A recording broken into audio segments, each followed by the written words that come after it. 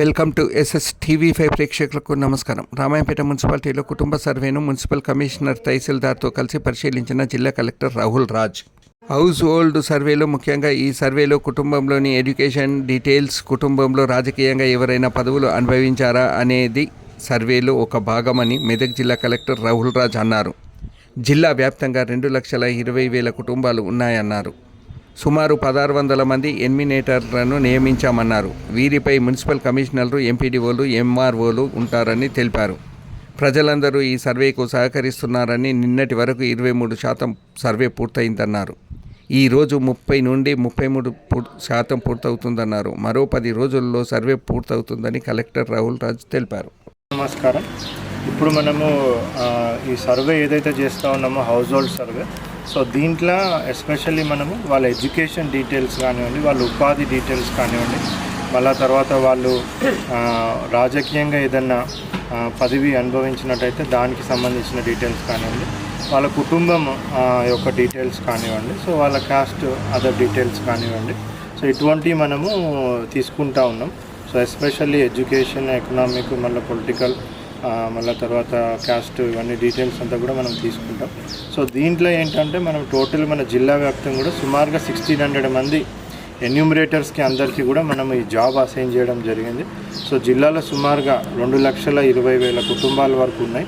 So ఈ 2,20,000 కుటుంబాలని సుమారుగా 1,600 మంది ఎన్యూమరేటర్స్, ఒక 170 మంది సూపర్వైజర్స్, సో మళ్ళీ వాళ్ళ మీద మున్సిపల్ కమిషనర్స్, రూరల్ ఏరియాలో ఎంపీడీఓస్, ఎంఆర్ఓస్, మళ్ళీ మండల్ స్పెషల్ ఆఫీసర్స్, వీళ్ళందరూ కూడా మానిటరింగ్ చేస్తూ ఉంటారు. వ్యాప్తంగా కూడా మంచిగా సహకరిస్తూ ఉన్నారు.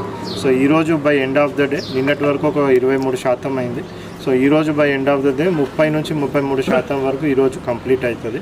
సో మన ఎక్స్పెక్టేషన్స్ ఏంటంటే ఇంకొక 1 వీక్ 10 డేస్లో టోటల్ సర్వే అంతా కూడా కంప్లీట్ అవుతుంది అనేసి మనం ఎక్స్పెక్ట్ చేస్తూ ఉన్నాం.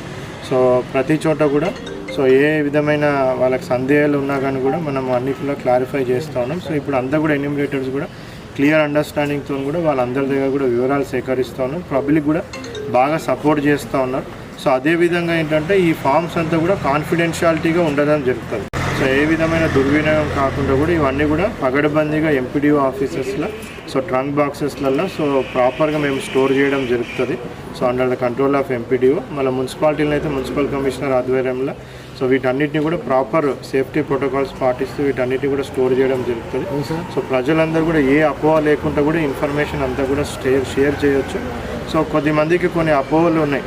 సో మేము కరెక్ట్ ఇన్ఫర్మేషన్ ఇస్తే మాకు ఏమైనా వెల్ఫేర్ స్కీమ్స్ ప్రభుత్వం నుంచి వచ్చేటివి అంతా కూడా రద్దు అవుతాయేమో అనేసి కూడా కొద్దిమంది కావాలనేసి అపోహలు క్రియేట్ చేస్తూ ఉన్నారు. అంటే ఇది ప్రభుత్వం ఎందుకు చేపడుతూ ఉందంటే కూడా welfare schemes, socio economic welfare schemes అవన్నీ కూడా ఇంకా మెరుగుపరిచి ప్రజలకు ఇంకా మంచి విధంగా ఎవరైతే అర్హులు ఉంటారో వాళ్ళందరికీ ఇంకా మంచి విధంగా అందించడానికి ఫర్ బెటర్మెంట్ ఆఫ్ ఆ స్కీమ్స్ గురించి మనం ఈ డీటెయిల్స్ అంతా కూడా తీసుకుంటున్నాం. కానీ దీనివల్ల ఎవరికైతే ఆల్రెడీ స్కీమ్స్ వస్తూ ఉన్నాయో దాంట్లో నుంచి వాళ్ళని తీయడానికి మాత్రం ఈ ఎక్సైజ్ కాదు.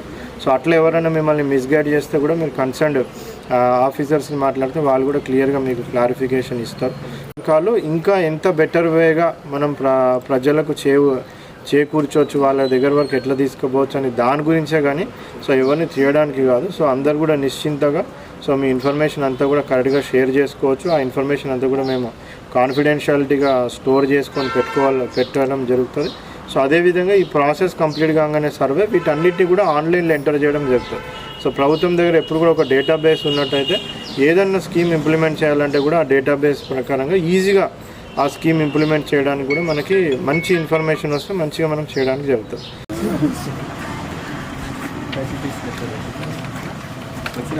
ఇన్కమ్ ట్యాక్స్ కడుతున్నాను.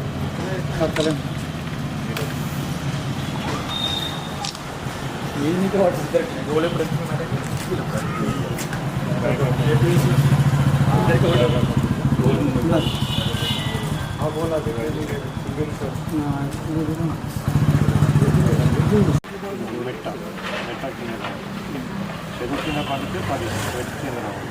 మెట్ట డ్రై ల్యాండ్ చెరుకు కింద పడతలేదు కాబట్టి సేమ్ ఎక్స్పెక్ట్.